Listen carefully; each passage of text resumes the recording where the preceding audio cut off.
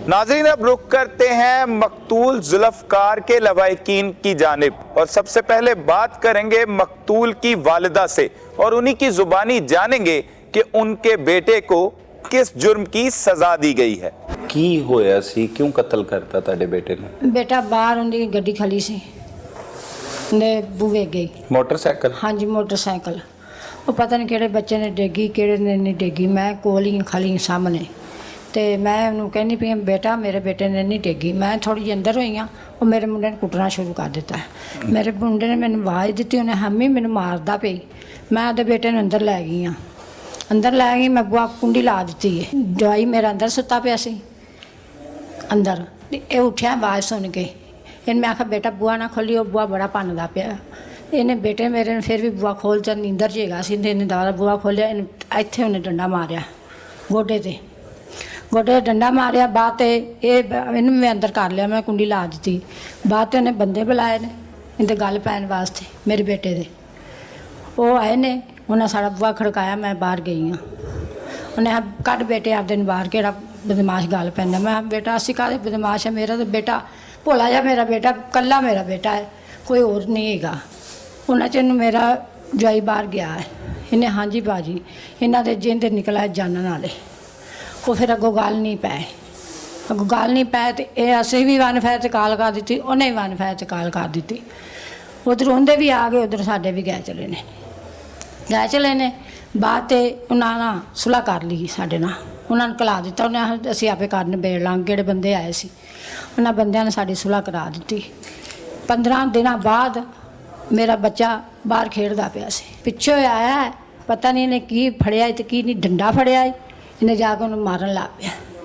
बच्चा छोटा जिहा आया, उन्हें हाँ बाजी तुहाडे मुंडे नूं कुट्टी जाता है, भाई कुट्टी जाता। मैं किहड़ा भाई किहड़ा भाई, अगे मार अगे गल पिया सी।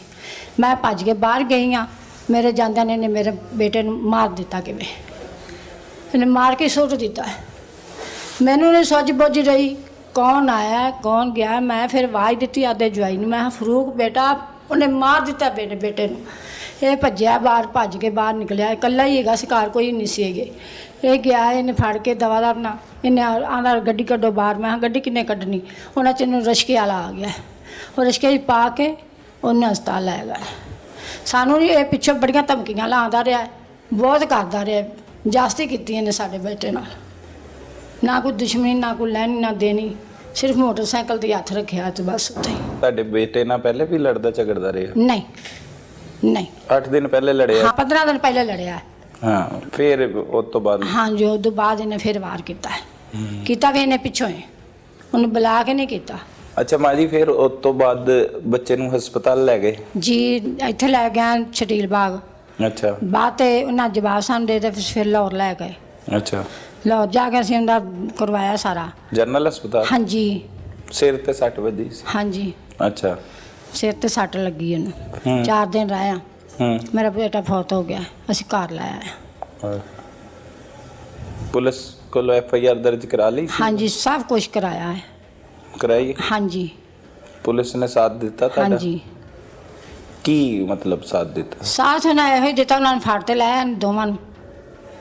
ਤੁਹਾਡਾ ਕੀ ਮਤਲਬ ਹੈ? साडा ਇਹੋ ही है, इन्होंने फांसी देनी चाहिए। फांसी कि मेरा पुत्र मारिया ने उन्हें मारना चाहिए, साजिद नूं दूसरे नूं सजा दे दो भावें। अच्छा किन्ने किन्ने तुसी साजिद दी गल सुनाई है कि साजिद ने उन्हें कुटिया, साजिद लेकिन ने दूसरा मुंडा भी फड़िया गया ਉਹਦਾ? साजिद ने उन्हें मारिया, दूसरे ने लकारा दिता है। उन्हें इन्हें हुण छड्डना नहीं, जिंदा जब हो गया तो इन्हें मार के छड्डना है। ਤੁਹਾਡਾ ਭਾਈ ਕੀ ਨਾਮ ਹੈ? मेरा नाम मोहम्मद फारूक है।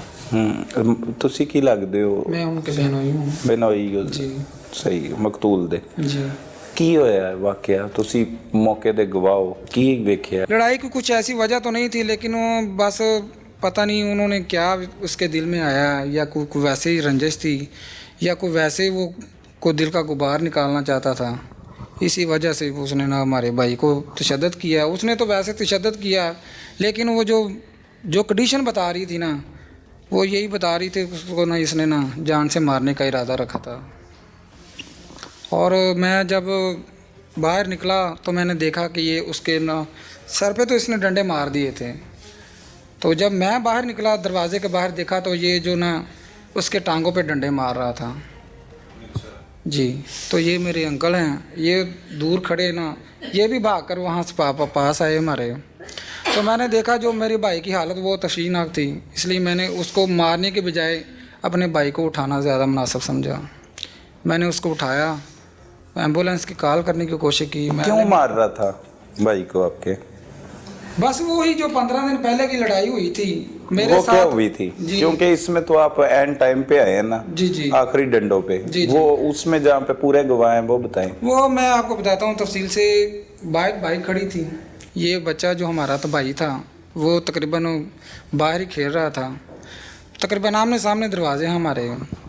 तो ये बाइक ना किसी बच्चे ने गिराई है, वो बाइक बच्चे ने गिरा दी है।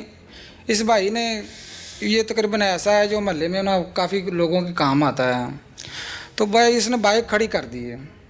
किसने? ये जुल्फकार भाई ने जो कत्ल हुए हैं, इसने बाइक खड़ी कर दी है। ये अंदर से आया बाहर, इसने आके बोला है, आते ही इसने गाली दी है। इसने गाली दी, यार मेरी बाइक को क्यों हाथ लगाया तुमने? उसने कहा यार मैंने तो बाइक गिरी थी, मैंने उठा के सीधी कर दी है। ये उसको ये नहीं कह रहा कि थैंक यू बोलने के बजाय उसे मारने की कोशिश शुरू कर दी इसने। ये हमारे जो दुकानदार थे ये वो भी अब बता सकते हैं। उसने ना गाली गलौज करना शुरू कर दिया, उसे मारना शुरू कर दिया। वो भागता हुआ अपनी माम को आवाज़ दे रहा था। इसने मामा ने बाहर आई, उसने बोला बेटा क्या मसला है? ये आपस में ना एक दूसरे के गले पड़ गए हैं। इसके मालदा ने इसको बाजू से पकड़ा और घर में ले आई और कुंडी लगा दी। उधर हमारी वाइफ भी उधर ही थी। उसने कहा ये ना बाहर से दरवाज़ा तकरीबन ना तोड़ने लगा। वाइफ मेरी ने दरवाज़ा खोला, पता नहीं क्या मसला है, ये क्या हुआ है। वो ये जो ना दरवाज़ा खोला है ना, तो ये अंदर आके मेरी वालदा को जो ना थप्पड़ों से मारने लगा है।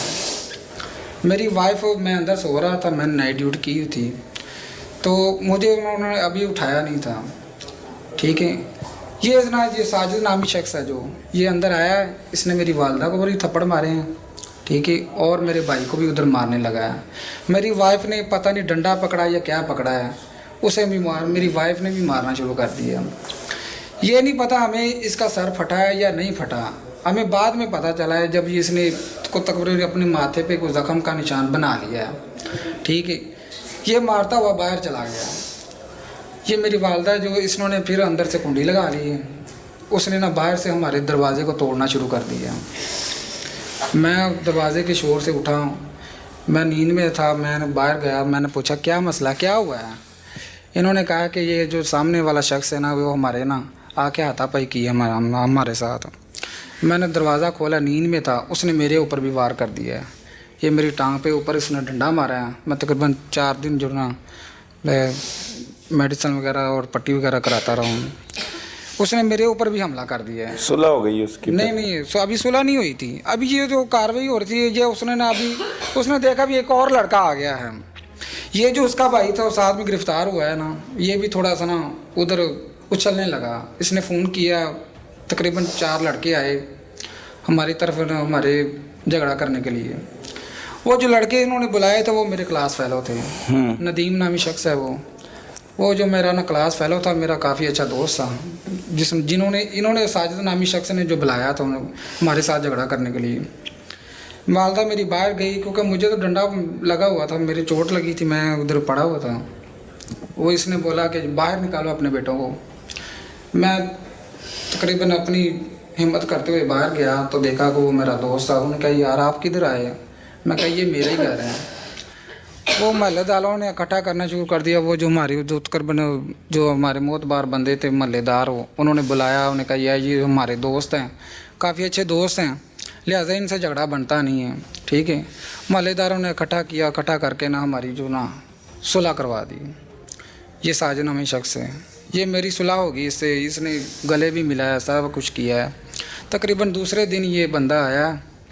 ठीक है, इसने आके मोहल्ले में हमारे दुकानदार है उससे बोला कि मेरी सुलह वगैरह नहीं हुई, मैं जब तक उस बंदे को मार नहीं दूंगा मेरे दिल को चैन नहीं आएगा। ਚਾਚਾ ਜੀ ਤੁਸੀਂ ਕੀ ਵੇਖਿਆ, ਕੀ ਹੋਇਆ? ਭਾਈਜਾਨ ਅਸੀਂ ਦੇਖਿਆ ਇਹ ਵੇਖ ਕੇ 5 ਮਿੰਟ ਤੋਂ ਪਹਿਲੇ ਉਸ ਬੱਚੇ ਨਾਲ ਝਗੜਾ ਹੋਇਆ, ਉਹਨੂੰ ਸੱਟਾਂ ਲੱਗੀਆਂ ਨੇ। ਮੇਰੇ ਬੇਟੇ ਨੇ ਆਣ ਕੇ ਘਰ ਕਿਹਾ ਵੇ ਕਿ ਅੱਬੂ ਜੀ ਇਸ ਤਰ੍ਹਾਂ ਨਾ ਉਹ ਮੁੰਡੇ ਨੂੰ ਸੱਟਾਂ ਲੱਗ ਗਈਆਂ ਨੇ। ਭਾਈ ਉਸ ਦਿਨ ਆਪੇ ਹੀ ਲੱਗ ਗਈਆਂ। ਨਹੀਂ ਜੀ ਨਹੀਂ, ਉਸ ਸ਼ਖਸ ਨੇ ਲਾਈਆਂ ਨੇ। ਅੱਛਾ। ਉਹਦੇ ਕੋਲ ਕਿ ਮੇਰਾ ਛੋਟਾ ਬੇਟਾ ਸੀ ਜਿਹੜਾ ਉਹਦੇ ਕੋਲ ਖਲੋਤਾ ਸੀ ਉਸ ਟਾਈਮ ਜਿਸ ਤੋਂ ਉਹਨੇ ਸੱਟਾਂ ਲੱਗੀਆਂ ਨੇ। ਉਹਨੇ ਕਿਹਾ ਅੱਬੂ ਜੀ ਉਹਦਾ ਖੂਨ ਬੜਾ ਬਹਿ ਰਿਹਾ ਤੇ ਭੱਜ ਕੇ ਜਾਓ। ਮੈਂ ਗਿਆ, ਮੈਂ ਤੇ ਜਿਸ ਵੇਲੇ ਜਾ ਕੇ ਵੇਖਿਆ ਤੇ ਮੈਂ ਇਹਨਾਂ ਨੂੰ ਕਿਹਾ ਵੀ ਬੱਚਾ ਫਟਾਫਟ ਤੁਸੀਂ ਹਸਪਤਾਲ ਲੈ ਜਾਓ, ਇਹਦੀ ਬਹੁਤ ਤਬੀਅਤ ਖਰਾਬ ਹੈ। ਆਪਾਂ ਇਹਦੇ ਵੱਲ ਨਾ ਵੇਖੀਏ, ਜੇ ਉਹਦੇ ਕੋਲ ਆਪਾਂ ਭੱਜੇ ਤੇ ਆਪਾਂ ਨੂੰ ਫੜ ਨਹੀਂ ਸਕਦੇ। ਇਹਨੂੰ ਫਟਾਫਟ ਹਸਪੀਟਲ ਲੈ ਜਾਓ। ਉਹ ਹਸਪੀਟਲ ਲੈ ਕੇ ਗਏ ਨੇ, ਇਹ ਕਸੂਰ ਲੈ ਕੇ ਗਏ ਨੇ। ਕਸੂਰੋਂ ਉਹਨਾਂ ਨੇ ਕਿਹਾ ਜੀ ਇਹ ਸਾਡੇ ਵਾਸਤੇ ਰੋਗ ਨਹੀਂ ਹੈਗਾ, ਇਹਨੂੰ ਲਾਹੌਰ ਲੈ ਜਾਓ। ਉਹ ਲਾਹੌਰ ਲੈ ਗਏ ਨੇ। 2 ਦਿਨ ਤੋਂ ਅਸੀਂ ਇੱਕ ਦਿਨ ਉਹਦੇ ਪਿੱਛੇ ਹੀ ਭੱਜੇ ਫਿਰਦੇ ਰਹੇ। ਖੂਨ ਦੀ ਜ਼ਰੂਰਤ ਪਈ ਹੈ, ਖੂਨ ਵੀ ਉਹਨੂੰ ਬੱਚੇ ਨੂੰ ਦਿੱਤਾ ਹੈ। ਸਹੀ। 4 ਬੋਤਲਾਂ ਉਹਨੂੰ ਖੂਨ ਦੀਆਂ ਦਿੱਤੀਆਂ ਨੇ। ਸਹੀ। ਸਾਰੇ ਮਹੱਲੇਦਾਰਾਂ ਨੇ ਤਾਮਨ ਕੀਤਾ ਉਹਦੇ ਨਾਲ। ਅਸੀਂ ਸੋਚਿਆ ਕਿ ਬੱਚਾ ਬਹੁਤ ਇਸ ਵੇਲੇ ਨਾ ਬਹੁਤ ਮੌਤ ਦੀ ਕਸ਼ਮਕਸ਼ 'ਚ ਹੈ।